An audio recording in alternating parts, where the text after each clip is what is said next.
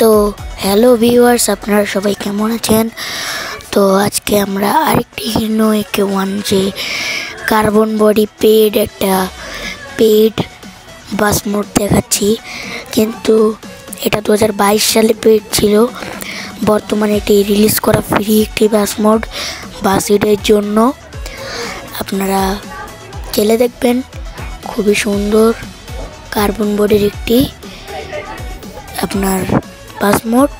আপনারা অবশ্যই খেলে দেখবেন, খুব সুন্দর একটা বাস মোড। এটার লুকিং, ফিনিশিং সব কিছুই ভালো।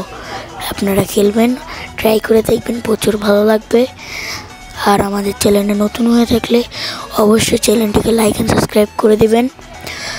আর এটা যারা যারা খেলতে চান, এটার লিঙ্ক আমার ডিসক্রিপশন বক্সে দিয়ে রাখবো।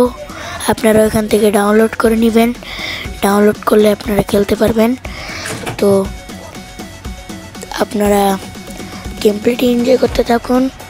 সবাই ভালো থাকবেন। আসসালামু আলাইকুম। পরবর্তীতে যেন আরও ভিডিও আনতে পারি, সবাই দোয়া করবেন। ভালো ভালো বাস মোড নিয়ে আসবো। ধন্যবাদ।